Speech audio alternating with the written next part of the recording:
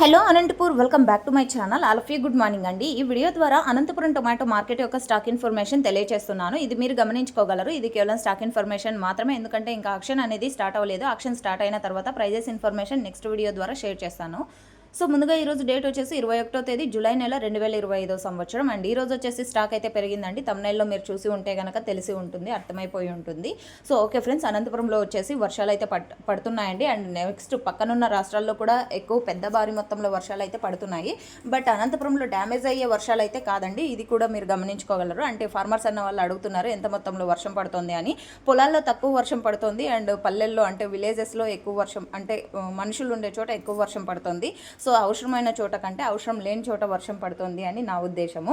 So ఇక ఈరోజు total టమాటా stock 1,75,000 plus boxes వచ్చిందండి. సో ఈ సీజన్లో ఇదే హైయెస్ట్ స్టాక్ అని చెప్పొచ్చు, అంటే స్టార్టింగ్ అనమాట. సో ఓకే ఫ్రెండ్స్, ఇక ఈరోజు స్టాక్ ఇన్ఫర్మేషన్కి వస్తే కనుక 1,75,000 అండి, 1,75,000 ప్లస్ బాక్సెస్ వచ్చింది. సో ఓకే ఫ్రెండ్స్, ఇక మచ్చ టమాటాలు వస్తున్నాయంటే కనుక అవే వస్తున్నాయి. అండ్ A1 క్వాలిటీలు కూడా వస్తున్నాయండి. A1 క్వాలిటీ టమాటాలే ఎక్కువగా అనేది వస్తున్నాయి. సో అన్ని చోట్లకి కూడా ఇక్కడ నుంచి ఎక్స్పోర్ట్ అనేది చాలా మంచిగా జరుగుతుంది, అంటే లోడింగ్ అనేది ఎక్కువగానే జరుగుతుంది ఇక్కడికి.